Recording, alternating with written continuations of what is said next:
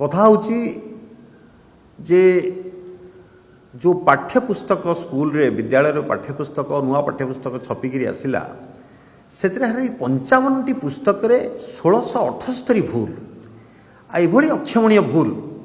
जोटा कि हारारी 200 कोटी टंका बर्बाद भाग जाऊँगी पानी रे पड़िया जाऊँगी एवं पुणी थे आउ थे छपिकी आसो एवं भूल न हो सहीटा भी कहीहबनी क्या जो व्यवस्था रे सरकार चली जो व्यवस्थार शिकार होती ये शिक्षा व्यवस्था जो थे कि ये भूल जोटा एभली भूल आते भूल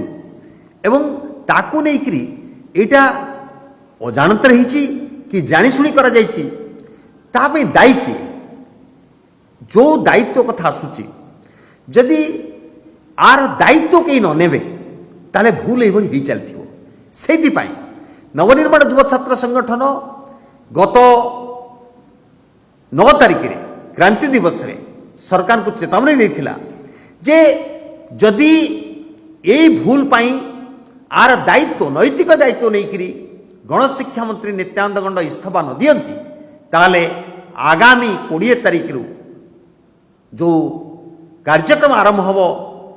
सत्याग्रह आरंभ हम जो थे नवनिर्माण युव छात्र संगठन जे राज्य संयोजक मनमोहर अच्छा सी अनशन बसवे अनिर्दिष्टकालीन अनशन बसवे से आज आहरी स्पष्ट भाव में जो घोषणा करिया जाऊँ जदि सरकार 20 तारिख पर्यंत ये क्षेत्र में पदक्षेप न नियंती नित्यानंद गंड जे गणशिक्षा मंत्री इस्तीफा न दियंती बा मुख्यमंत्री मोहन माझी तांकर बर्खास्त न करती ताले आगामी 20 तारिख रु जो पीएमजी रे जो धारणा सत्याग्रह हम तादे राज्य संयोजक मनमोहर अली जी अच्छा नवनिर्माण युव छात्र संगठन से अनिर्दिष्टकालीन अनशन बसवे जे पर्यंत से इस्तीफा न देइचंती एवं इस्तीफा दबा परे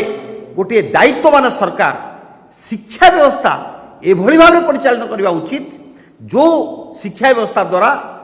गोटे नैतिक संपन्न एवं स्वावलंबी निजुक्ति भित्तिक शिक्षा एवं गोटे आमूल चौर परिवर्तन हवा उचित शिक्षा व्यवस्था रे जो थे कि विद्यार्थी छात्र समाज एवं संपूर्ण समाज आप लाभवान हो जदि यह न करा जाए ता निश्चित भाव में आगामी 20 तारिख जो अनशन अनिर्दिष्टकालीन अनशन चलो ताप सरकार दायी रहे।